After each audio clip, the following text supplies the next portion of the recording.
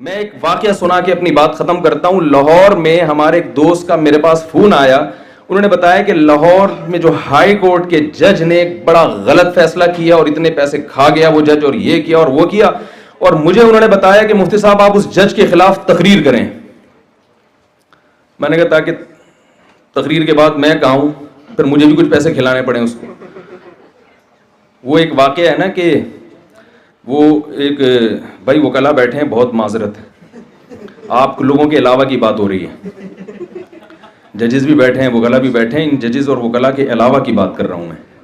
وہ ایک موکل نے جج صاحب سے کہا نا کہ وکیل نے جج صاحب سے کہا کہ میرا جو موکل ہے اس کے جو دلائل ہیں وہ قانون کی کتاب کے صفحہ نمبر فلاں پہ ہیں.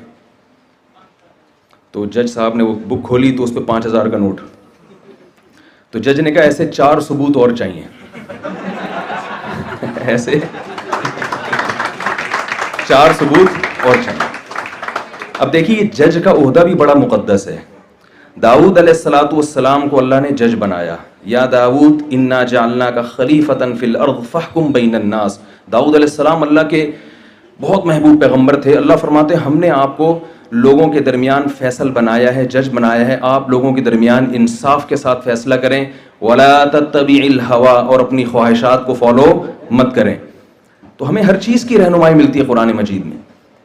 تو یوسف علیہ السلام, ہاں میں یہ عرض کر رہا تھا کہ وہ میرے پاس لاہور سے فون آیا تو وہ کہنے لگے کہ وہ ہائی کورٹ کے جج نے یہ کر دیا وہ کر دیا. میں نے کہا بھائی آپ دیکھو ججوں کو چینج نہیں کر سکتے. میں نے کہا آپ اگر ملک میں انقلاب لانا چاہتے ہو تو آپ ایک کام کرو کہ آپ یہ فیصلہ کرو کہ میرے جتنے بچے ہوں گے ان میں سے ایک کو میں ہائی کورٹ کا جج بناؤں گا, اور پہلے سے اس کی ٹریننگ شروع کر دو, پہلے سے پلاننگ شروع کر دو. بھائی کوئی گورنمنٹ کی طرف سے پابندی تو نہیں ہے نا کہ لاہور والے جج نہیں بن سکتے یا فلاں علاقے کے لوگ نہیں بن سکتے. وہ تو ابھی تک کسی حد تک تو میرٹ کی بیس پہ ہی چل رہا ہے. کچھ نہ کچھ تو ہوگا نا, یعنی چلو میرٹ کی بیس پہ 100% نہیں آتے تو 1% تو جائیں گے نا. اور یہ پہلے سے پلاننگ کرنا اولاد کے لیے یہ بھی قرآن سے ثابت ہے. حضرت مریم رضی اللہ تعالی عنہا, ان کی جو والدہ تھیں آل عمران کی زوجہ, ان کے ہاں بچے کی ولادت ابھی ہوئی نہیں ہے, بچہ ماں کے پیٹ میں ہے اور پہلے سے اس کی پلاننگ کر رہی ہیں. ربی انی نذرت لک ما فی بطنی محررا فتقبل منی, اے اللہ میں اسے تیرے دین کے لیے وقف کر رہی ہوں, ابھی بچہ پیدا نہیں ہوا. تو پتہ چلا کہ بچے کی پیدائش سے پہلے بھی اس کی پلاننگ کی جاتی ہے. ہمارے ہاں بچے پیدا ہو جاتے ہیں پھر بھی پلاننگ نہیں ہوتی, پیدا ہو کے بڑے ہو جاتے ہیں پھر بھی پلاننگ نہیں ہوتی. بچوں کی پلاننگ تو ہو رہی ہے کہ کتنے پیدا کرنے کتنے نہیں کرنے, پیدا ہونے کے بعد ان کی کوئی پلاننگ نہیں ہے کہ ہو گئے تو اب بنانے کیا اس کو. یہاں تک بھی نہیں ہو رہی کہ اس کو انسان کا بچہ بھی بنانے کے نہیں بنانا. وہ گٹ کے کھا رہا ہے, وہ گٹر کے ڈھکنوں پہ بیٹھا ہوا ہے, وہ سگریٹ پی رہا ہے. تو یہ ہماری دیکھو یوسف علیہ السلام بھی تو پہلے سے پلاننگ کر رہے تھے نا کہ 7 سال قحط پڑے گا تو اس کی پہلے سے پلاننگ ہونی چاہیے کہ اتنا جمع کرنا ہے, اتنا اسٹور کرنا ہے اور اتنا خرچ کرنا ہے, اتنا بیچنا ہے. تو ہمیں پہلے سے پلاننگ کرنی پڑے گی. بہت صرف ایک یعنی وزارت کی بات نہیں کر رہا میں, اس مثال سے مقصد یہ ہے کہ ایسے عہدوں پہ پہنچنا. آرمی میں آپ آرمی ماشاءاللہ ہماری آرمی کا جو ایک کردار ہے پوری دنیا میں الحمدللہ ایک آرمی ہے جس کی وجہ سے ہماری عزت ہوتی ہے, ورنہ تو ہمارے جتنے بھی شعبے ہیں وہ سب حضرات جانتے ہیں کہ کیا حالات ہیں اس کے. تو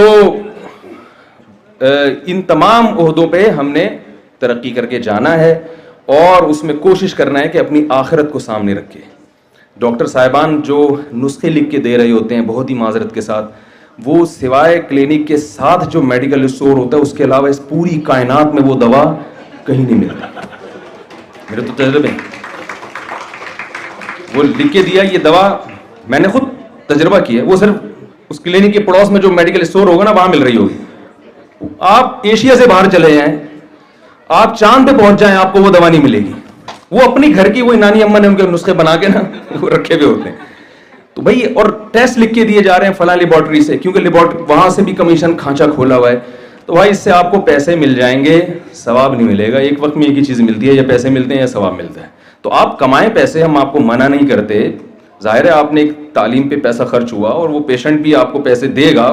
ابھی یہاں بات ہو رہی تھی نا کہ وہ کتنے غریبوں میں مفت دوائیں تقسیم کی, تو ٹھیک ہے یہ بھی بہت اچھی بات ہے, لیکن پیسے بھی لینے چاہیے. جو مالدار لوگ ہیں وہ کیوں وہ ہر جگہ پیسہ خرچ کریں, تو علاج پہ کیوں خرچ نہیں کر رہے؟ لیکن آپ کی نیت علاج کی بھی ہونی چاہیے، مریض کے ساتھ، پیشنٹ کے ساتھ.